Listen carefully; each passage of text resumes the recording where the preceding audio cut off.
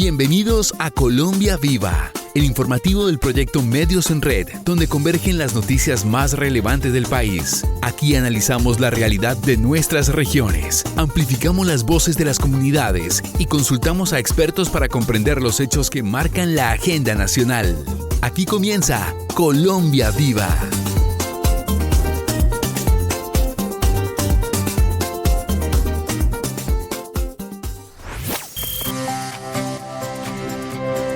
Hola, ¿qué tal? Soy Camilo Mayor. Les damos la bienvenida al informativo Colombia Viva, el informativo de la radio comunitaria colombiana para todo el país. Cordial saludo a nuestra audiencia en Colombia. Soy Yanice Guerrero Arévalo y estas son las noticias en nuestro tema central de hoy, la revolución educativa en Colombia.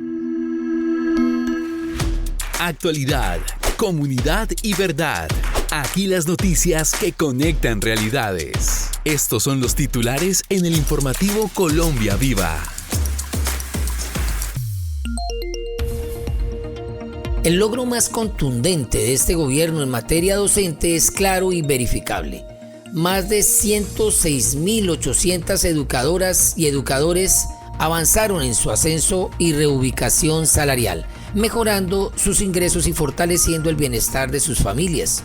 En 2024, más de 80.500 maestras y maestros aprobaron el proceso de evaluación de ascenso y reubicación salarial. Y en el proceso 2025-2026, más de 26.300 docentes adicionales también lo lograron, abriendo nuevas oportunidades de crecimiento profesional y reconocimiento laboral.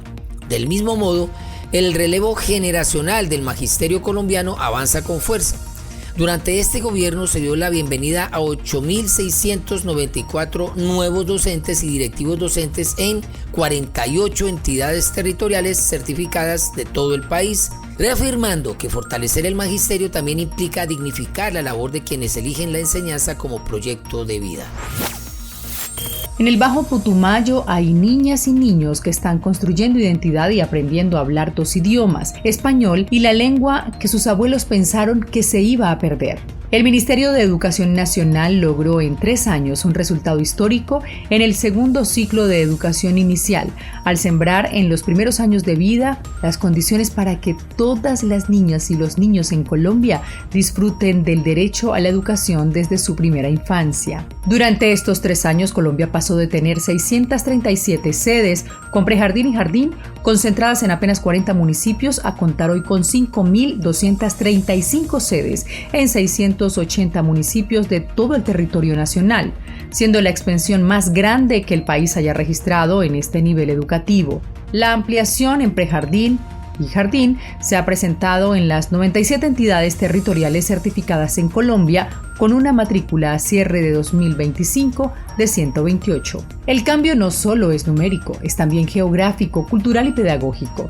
La educación inicial llegó a la Amazonía, la Orinoquía, el Caribe, el Pacífico y la región andina, y en muchos de estos territorios llegó por primera vez con prejardín y jardín.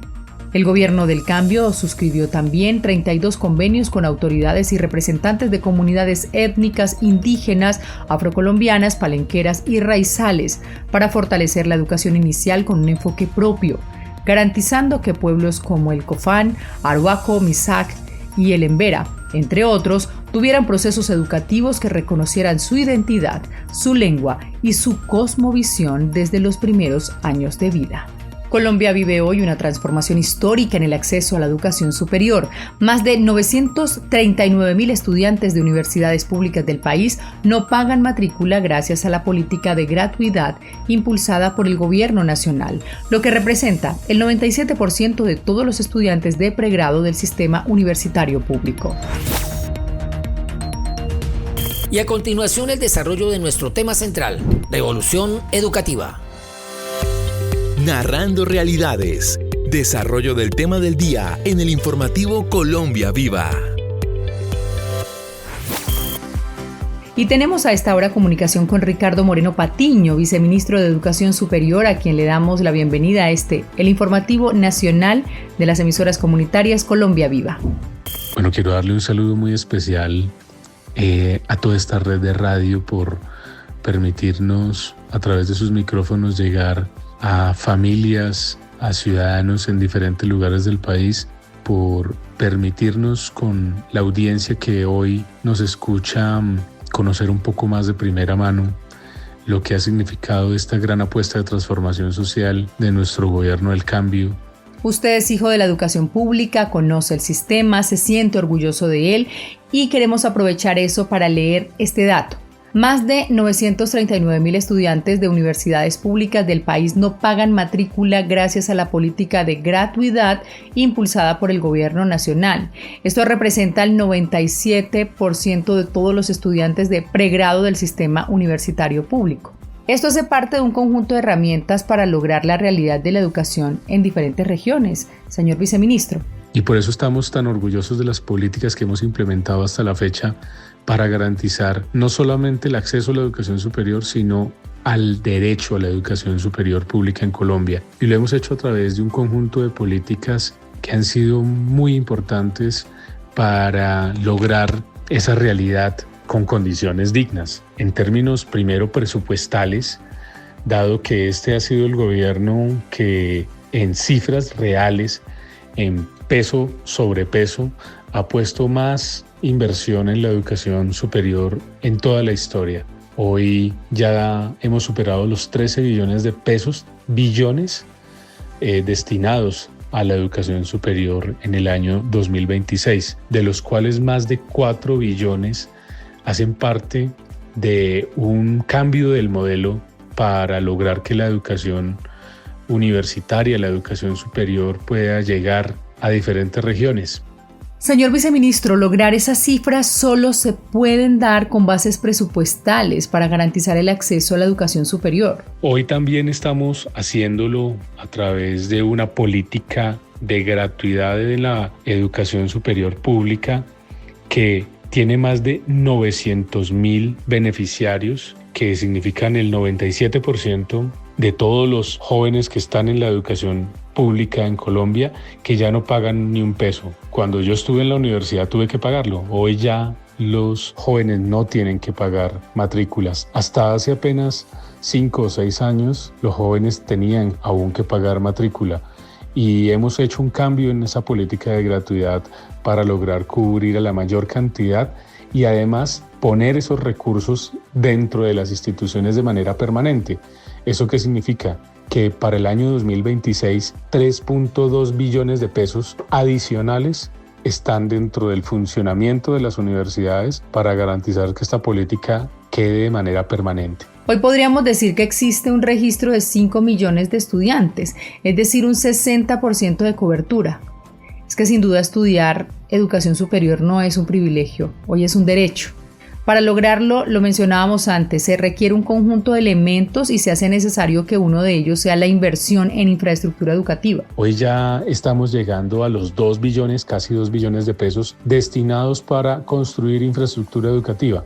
Son cientos de miles de millones de pesos. 2 billones es una cifra realmente astronómica y sin antecedentes que ha permitido construir sedes universitarias en regiones apartadas, llevar estas oportunidades con sedes que en este momento o se han entregado, como por ejemplo la sede de Suárez en el Cauca, como por ejemplo también las sedes que hemos entregado en Santander con la Universidad Industrial de Santander, las sedes modulares que ya empiezan a entregarse también por ejemplo en el Catatumbo, una región que nunca había tenido una sede universitaria. Esa política de infraestructura hoy está desarrollándose en todo el país con esta inversión tan importante. ¿Cuál es el cambio, el ajuste del modelo que se venía trabajando para permitir que hoy las instituciones no solo tengan los recursos, sino que se garantice que lleguen a los territorios apartados? Uno de los más importantes y más queridos hoy en Colombia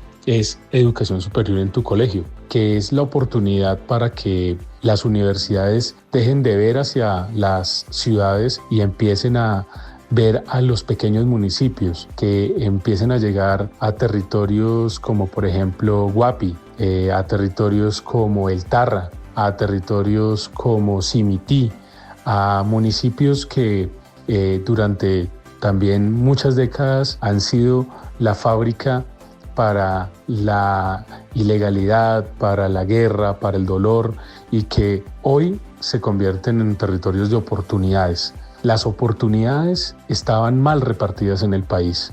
Lo que teníamos eran grandes capacidades que solamente premiaban a algunos pocos jóvenes que tenían resultados excepcionales en sus pruebas académicas. Hoy, jóvenes pueden transitar directamente a la educación superior gracias a educación superior en tu colegio. Es directamente en el colegio que los estudiantes ya pueden ingresar haciendo uso de esos espacios educativos. Muchos de los jóvenes se quedan en el grado 9º, 10º, quizá algunos terminan 11, pero pierden su camino educativo. Territorios que por años fueron epicentros de conflicto, ruralidad dispersa, zonas de frontera. ¿Podríamos decir que hoy la educación superior es realidad para ellos? Hablemos de esos programas. Por eso también creamos el programa de tránsito inmediato a la educación superior, que toma aquellos municipios afectados también por el conflicto, donde hay menores indicadores de ingreso a la educación superior, y allí estamos llevando a las universidades para que fortalezcan los conocimientos en áreas como las matemáticas, el lenguaje, pero también que empiecen a tomar cursos de educación superior. Este programa está garantizado también para continuar más allá de la finalización de nuestro periodo de gobierno, y que también le permite a muchos territorios, de manera conjunta con el Viceministerio de Básica, garantizar la educación media. Allí se nos estaban perdiendo cientos o miles de jóvenes que no veían la oportunidad de continuar sus estudios del grado 10º y 11. Hoy, gracias a los sistemas de educación media, hemos llevado la educación a esos colegios que no tenían el bachillerato completo, y también pues les estamos llevando a la universidad para que puedan transitar. ¿Podemos hablar también que dentro de estos logros se han creado universidades con sentido propio? Este es el caso de la Universidad de los Pueblos Pastos y Quillacingas, por ejemplo, que es una universidad creada durante este gobierno, que hoy nace como una nueva institución que recoge el saber y el conocimiento de los mayores de los pueblos indígenas del sur, de la región del Nariño, y que durante muchos años habían peleado por tener una universidad propia, y ya tienen en este momento las condiciones de calidad y las condiciones financieras para tener su universidad. Y lo está logrando en este momento también la Universidad Misak, del pueblo Misak, allí en el Cauca, así como lo logró en su momento la Universidad Huaín, que es la intercultural indígena del Cauca. Y este es un sueño que se está creando también en otros territorios que ya han visto este ejemplo y que se les ha apoyado con los recursos necesarios para que tengan la oportunidad de crear sus programas y sus instituciones propias. Esto en el reconocimiento del derecho constitucional, de la autodeterminación de los pueblos, de la diversidad cultural que tienen nuestros pueblos, y que se suman a toda esa oferta que las universidades convencionales y que las grandes universidades de Colombia, como la Universidad Nacional, la Universidad de Antioquia, la Universidad del Valle, la Universidad del Atlántico y otras más, vienen cumpliendo desde su deber público. Unir política de gratuidad con un fortalecimiento financiero y nuevas infraestructuras son acciones que se le están dejando a Colombia. Pero, ¿qué se espera, señor viceministro Moreno? El cambio está en el conocimiento. El uso del conocimiento es el que permite que la tierra se convierta en tierra fértil. El conocimiento hace que los sistemas ecológicos se puedan cuidar. El conocimiento permite que las empresas puedan ser más eficientes. El conocimiento permite que la creatividad humana a través de las artes tenga todo su potencial. Es el conocimiento el que permite que una sociedad viva en paz. Y es también la ausencia del conocimiento, la ausencia de oportunidades en educación, las que llevan a que la guerra y la ilegalidad se perpetúe en un país. Sobre esto existen ejemplos, países que han transformado su historia gracias a la educación. Gracias, señor viceministro Ricardo Moreno Patiño, por estos minutos. Sin duda, los 347.000 nuevos estudiantes dentro del sistema público son juventudes que se le están quitando la guerra y que le están apostando al desarrollo del país.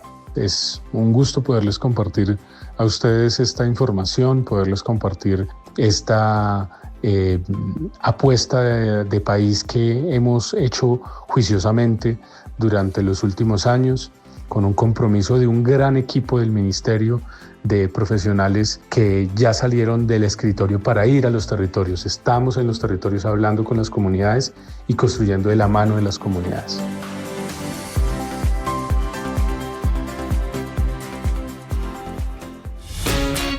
Voces, percepciones, opiniones, testimonios en Colombia Viva.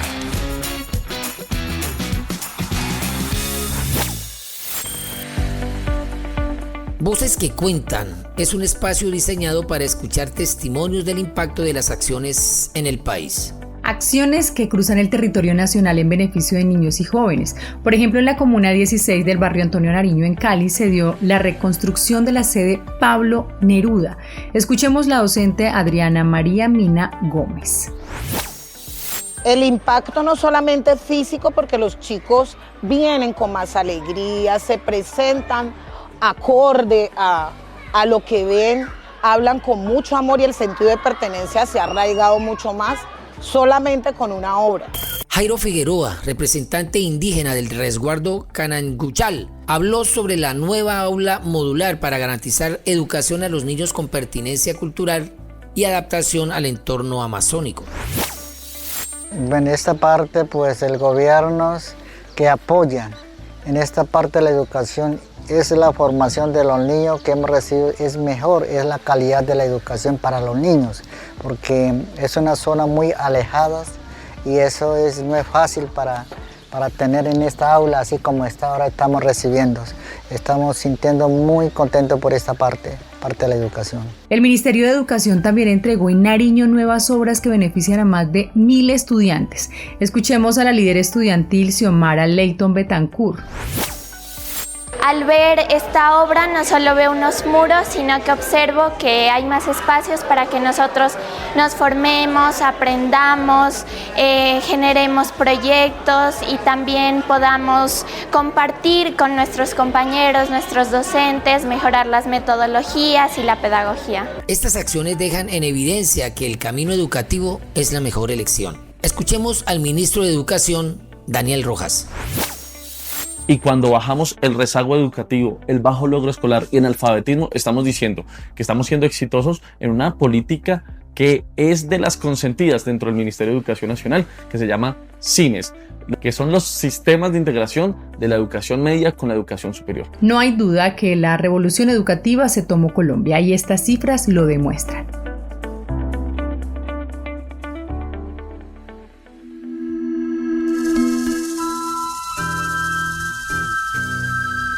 Desde la diversidad de nuestras culturas y la fuerza de cada acento, las voces se encuentran para contar sus historias. Y así Colombia Viva se teje en red.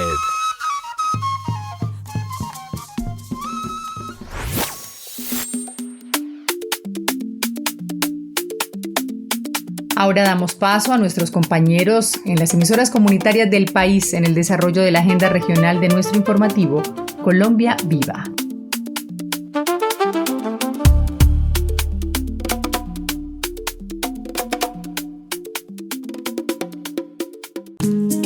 Las regiones tienen voz propia y hoy la Red del Chocó la comparte con todo el país. Esta es la cápsula regional del informativo Colombia Viva. Hoy ponemos la mirada en la revolución educativa y la reforma a la Ley 30. Un debate fundamental para el futuro de la educación superior. Historias, voces y perspectivas para comprender su impacto en las comunidades. La Red del Chocó nos conecta.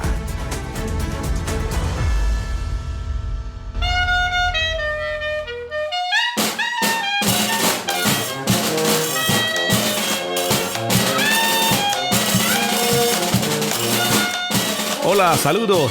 Gracias compañeros de nuestra central de emisión. Recibimos la señal aquí en nuestro hermoso departamento del Chocó.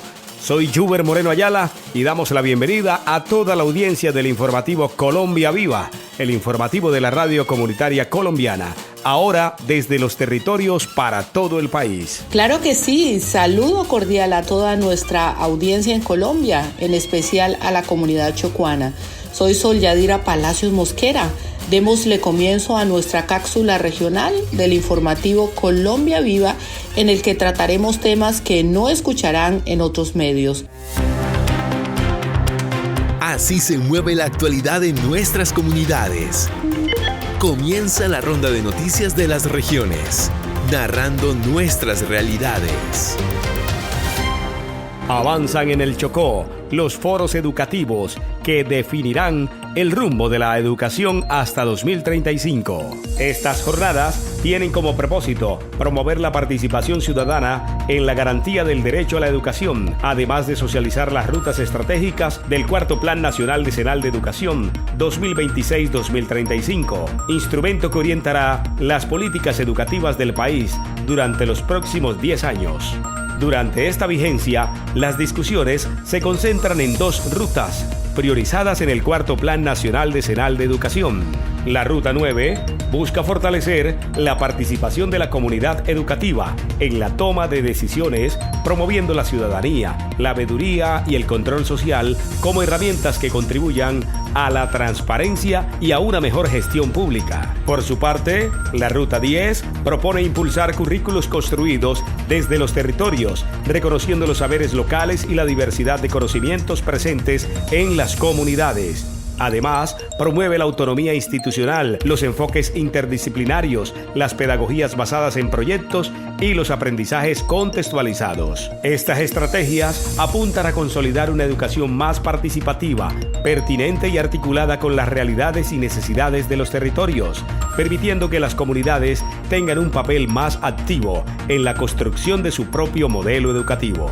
La fase territorial de los foros se desarrolla desde el mes de junio y se extenderá hasta el mes de agosto en instituciones educativas de municipios y departamentos de todo el país, incluyendo el Chocó. Hablamos con la profesora Disa Carol y esto nos comentó al respecto. Participan diferentes fuerzas vivas del territorio y con él lo que buscamos es fortalecer las competencias tecnológicas, ambientales, culturales y de emprendimiento de nuestros jóvenes a través del cuidado del medio ambiente, del rescate de las tradiciones culturales del municipio y de la tecnología.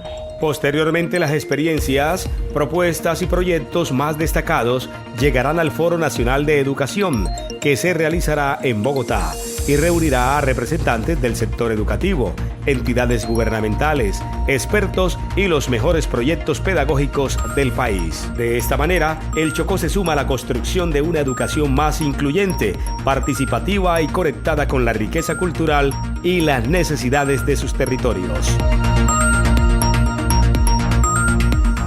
Más de 20.000 estudiantes del Chocó se benefician con inversiones de obras por impuestos.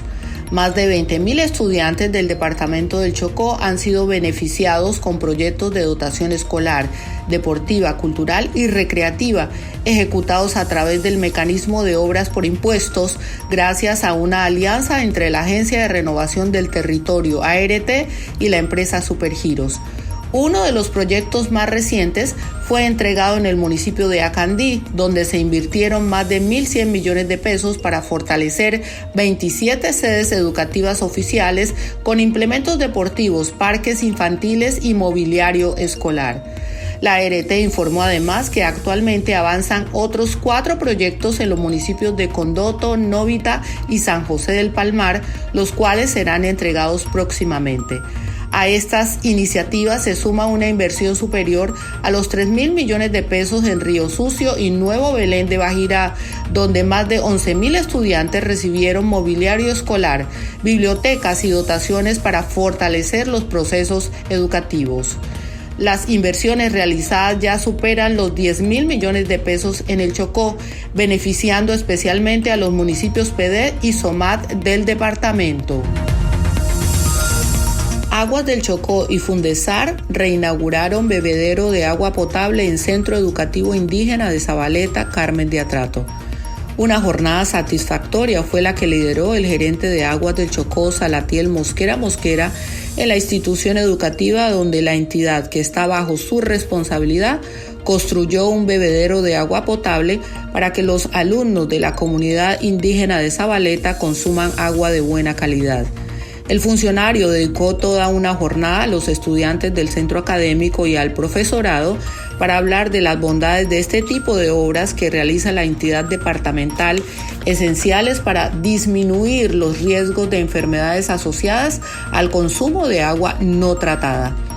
El gerente abrió un espacio de diálogo con los alumnos y docentes donde les explicó sobre la necesidad de hacer una buena disposición de los desechos sólidos, cuidar las fuentes hídricas, el medio ambiente y el agua como recurso y como producto. El gobernador indígena presente en la comunidad destacó la labor de la empresa y agradeció la presencia y la disposición del líder de Aguas del Chocó, Salatiel. Estudiantes de la UTC denuncian cobros irregulares pese a la gratuidad. Decenas de estudiantes aseguran estar siendo obligados a pagar matrículas de semestres anteriores, incluso desde el año 2021, pese a que la institución hace parte del programa de matrícula cero, financiado por el Estado. Padres de familias y estudiantes califican la situación como inaudita y exigen respuestas inmediatas. Según los testimonios conocidos, la universidad estaría argumentando supuestos errores en la plataforma y la no descarga de recibos de matrículas como justificación para exigir nuevos pagos. Lo más grave es que, aún existiendo soportes y pruebas de que los estudiantes sí realizaron los pagos correspondientes, la única respuesta que reciben es: tienen que pagar. La preocupación aumenta porque muchos jóvenes están a punto de graduarse y hoy enfrentan el riesgo de perder el semestre o abandonar sus estudios por no contar con recursos económicos. Familias enteras aseguran sentirse desesperadas ante las exigencias de pagos millonarios y convenios de financiación imposibles de cumplir en tan corto tiempo. Padres de familia denuncian que mientras la UTC atraviesa una profunda crisis académica y administrativa, ahora aparecen nuevos obstáculos que podrían seguir aumentando la deserción estudiantil, que según las denuncias ya superan los 4.000 estudiantes en los últimos 2 años. ¿Cómo le digo a mi hija que no puede seguir estudiando por un error de plataforma?, expresó un ciudadano afectado. El profesor Reinaldo Cuesta Borja explica sobre la situación que se presenta. Respecto de las denuncias relacionadas con un supuesto cobro de matrícula de manera irregular en la Universidad Tecnológica del Chocó, yo quiero hacer las siguientes precisiones.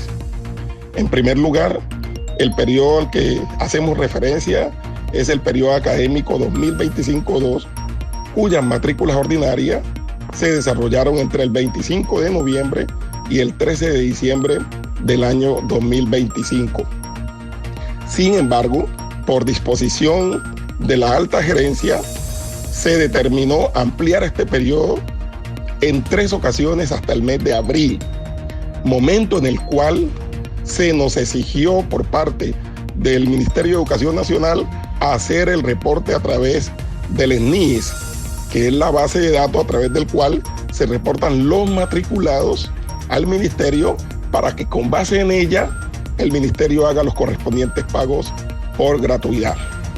Segundo, la política de gratuidad debe ser concomitante, debe ser concordante con las fechas establecidas dentro del calendario académico. Todas las personas que no lograron matricularse hasta ese momento, pues claramente el gobierno nacional no los va a incluir en la política de gratuidad, porque la política también establece con claridad de que las matrículas deben hacerse de manera ordinaria en las instituciones.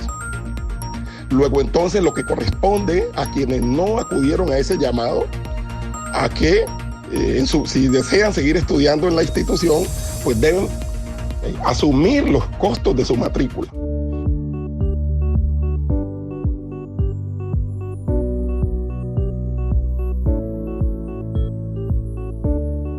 A continuación, el desarrollo del tema central desde nuestro departamento del Chocó para seguir conociendo el impacto de recursos educativos que brindan la oportunidad al desarrollo social de nuestra comunidad. Una historia, un territorio y muchas voces. Escuchemos la crónica o reportaje regional de esta semana. Colombia Viva.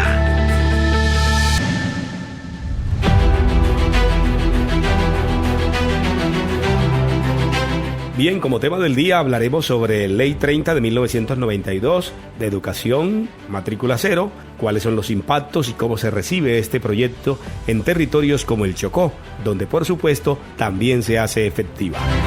Hoy ponemos la lupa sobre una realidad que toca el futuro de miles de jóvenes, la política de gratuidad en la educación superior. Para entender su impacto, analizamos cómo esta medida ha transformado las oportunidades, pero también los desafíos que aún persisten en las regiones. Voces desde las aulas, el alivio de la matrícula cero.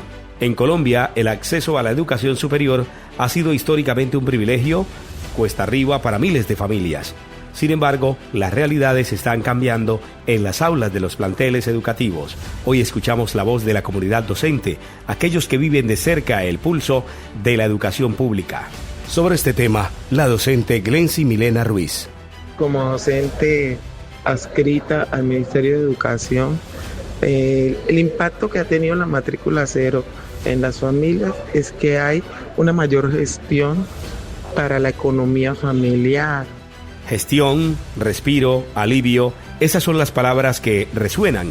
La economía del hogar ya no se ve asfixiada por el peso de una matrícula que antes parecía inalcanzable, pero el beneficio va más allá de los números en un papel. Se trata de una apertura real a las oportunidades. También hay más acceso a la educación, a los planteles educativos como tal, porque la gente entra con mayor libertad de que no tiene que comprar otras cosas, otros implementos educativos para poder acceder a la educación, o que esta va a ser un costo más dentro de la canasta familiar. Libertad, una palabra poderosa cuando se habla de estudiar. La libertad de saber que la educación ya no es una carga pesada dentro de la canasta familiar, sino un derecho accesible. La matrícula cero no solo abre las puertas de las instituciones, sino que derriba las barreras del temor financiero, permitiendo que los jóvenes entren a las aulas con la mente puesta en su futuro y no en las deudas. Para hablar de este importante tema, escuchemos al profesor licenciado Willington Mosquera Cucalón. Pues yo considero que la política de gratuidad en la educación superior ha contribuido de forma significativa al cumplimiento de los objetivos planteados en el marco de la Ley 30 de 1992, especialmente en lo relacionado con la reducción de brechas sociales y la ampliación al acceso a la educación superior, especialmente para estudiantes de escasos recursos económicos, dado que la eliminación de los costos de la matrícula permite o ha permitido que cada vez un número mayor de jóvenes puedan ingresar a programas de educación superior, superando una de las principales barreras históricas, la cual es la limitación económica. Un avance gigante, sin duda. Sin embargo, la gratuidad de la matrícula no resuelve por completo las dificultades que enfrentan los estudiantes en territorios con complejidades geográficas y sociales tan marcadas como en el departamento del Chocó. Sin embargo, aunque la gratuidad ha presentado avances significativos, es importante mencionar que aún existen desafíos que limitan el alcance pleno de estos objetivos. En regiones como la nuestra, con características geográficas tan complejas, en lugares tan dispersos como son la región chocuana, muchos estudiantes deben desplazarse a cabeceras municipales o a la ciudad capital Quibdó para poder tener acceso a esta educación superior, lo que implica costos adicionales como son transporte, alimentación, vivienda.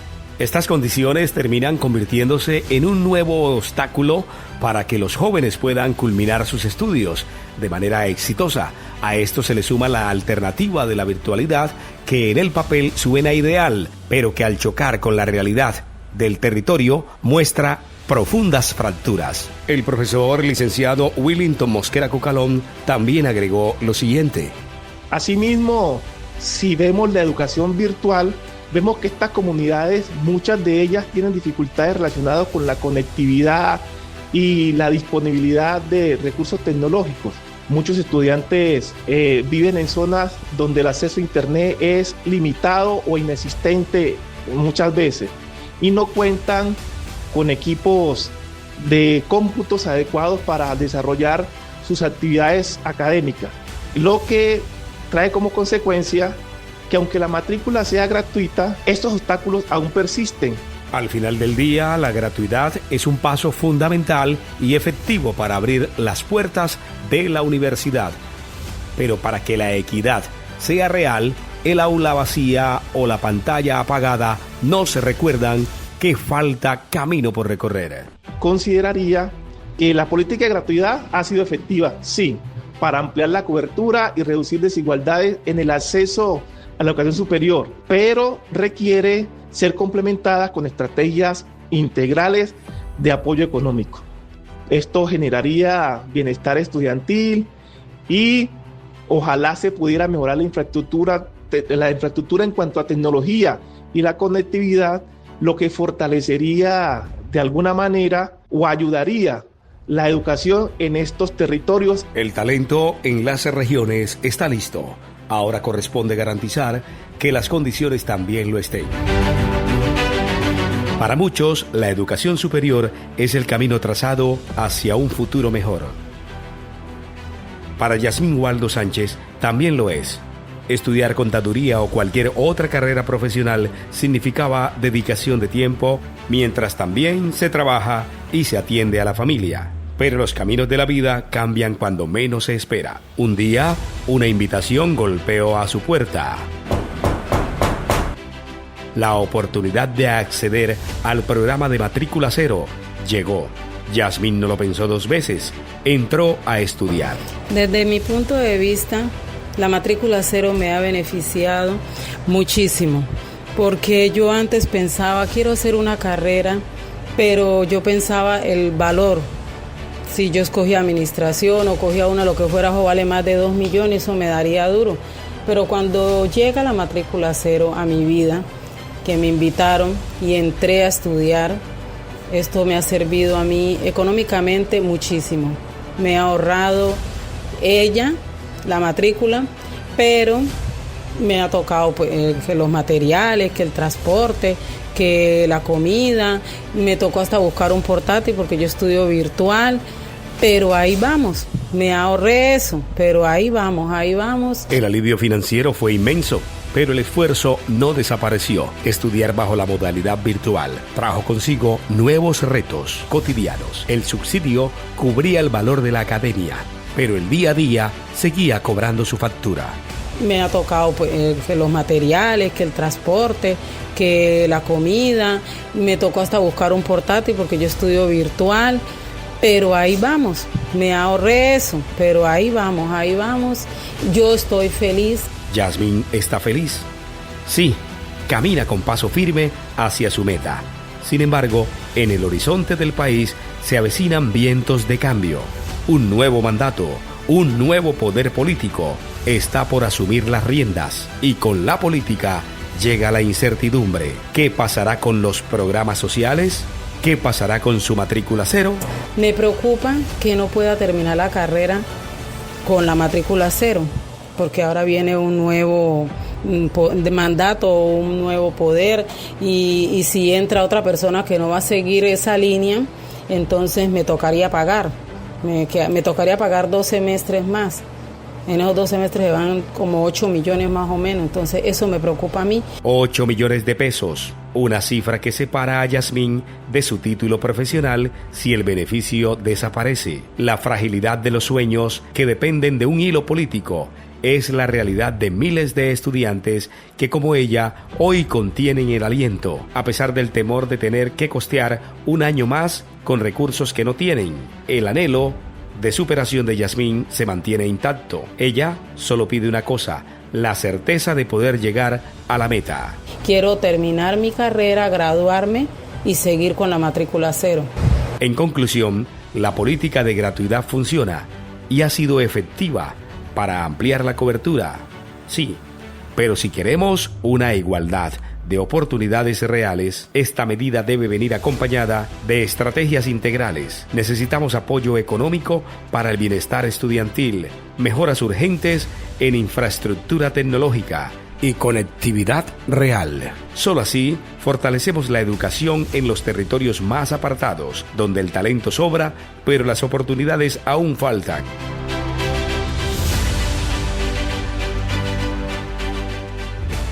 Y detrás de los titulares hay historias que merecen ser escuchadas, y nuestro territorio está lleno de historias vivas que colorean el departamento.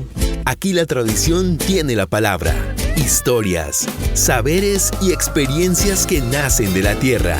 Así suenan los territorios de Colombia Viva.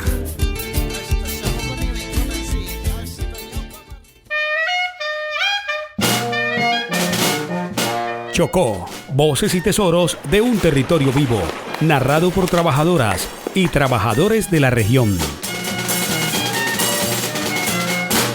Cuando cojo bastante, sí, y no cojo bastante apenas los dejo para utilizar en la casa, pero si cojo bastante lo reparto con la familia y lo que queda pues vendo porque hay bastante, en vez de coger bastante entonces uno quiere repartirlo. Y si no me toca venderlo porque la gente dice véndame o ese, regala, entonces le toca a uno hacer eso. Muchos camarones, guacuco y otros pescados, sábalo, rabicolorá, sabaleta, así, que son los que más uno pesca allá en ese río. Y en este ya que uno pesca más que todo el camarón así en los mansos, ya entendió, con esta res. Esta pena lo utiliza uno para coger los camarones en esta acá. Los territorios en el Chocó están cerca de un río o al mar. Fuentes de aguas donde se puede encontrar alimentos que se sirven en las mesas de los hogares chocuanos. Alimentos que provienen de una pesca responsable, cuidadosa, artesanal, que aprovecha los recursos naturales de manera no industrial. Henry Copete. Y yo mismo las amo y yo mismo salgo a pescar cuando mi tiempo que necesite ir a pescar. Tiene 40 años estoy haciendo esto. La canoa, un potrillo y canalete así andando aquí para pescar con la pesca aquí. Aprendí a hacer esto viendo. Estuve viendo una vez así con un maestro que sabía y ahí aprendí. Lo pesqué yo mismo viendo, así mismo aprendí con otro que sabía y entonces me llevó y ahí aprendí. En vez de pesco 3 kilómetros así ahí ya y cogete baldecito lleno y ya no pesco más, ya me vengo con eso para la casa de San Juan. Que sea acá se coge camarón, se coge sábalo, la rabicolorá, guacuco, son los pescados que cogen acá. Trae para comerlos en la casa, los trae para repartirlos acá a la gente y comerlos. Sobrevivir de esto y me ha gustado mucho sobrevivir de eso porque es una cosa que le ayuda mucho en los alimentos a uno en la casa. A mí me ha gustado mucho la pesca artesanal porque la gente, todo el mundo sobrevive, los que saben, salen a pescar para sobrevivir de eso. Respetamos apenas las tallas, que sea que cuando son los pequeños uno busca los materiales para coger apenas las medidas que uno necesita, que caigan los grandes y los pequeños quedan.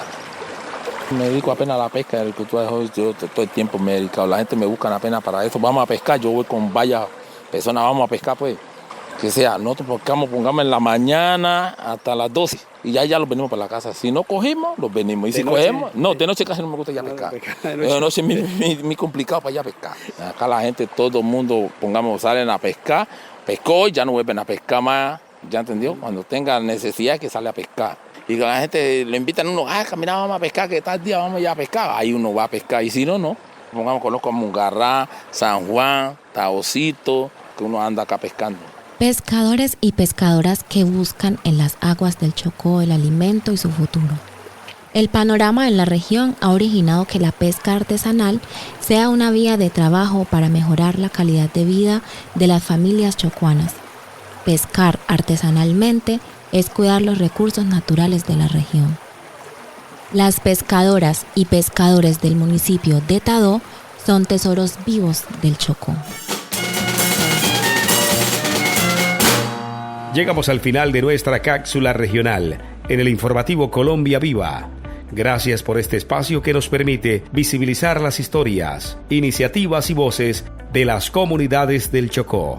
Territorio lleno de trabajo, cultura, resistencia y esperanza. Nos volveremos a encontrar entre los sonidos de un departamento que vibra por su gente y el esplendor de su naturaleza. Finaliza el informativo Colombia Viva, el espacio que une las voces del territorio con la actualidad nacional y resalta las historias que construyen país. Este programa es posible gracias al apoyo del Ministerio TIC, una producción del Canal 13 en el marco del proyecto Medios en Red y la Red Nacional de Radio Comunitaria. Gracias por acompañarnos. Nos encontramos en la próxima emisión.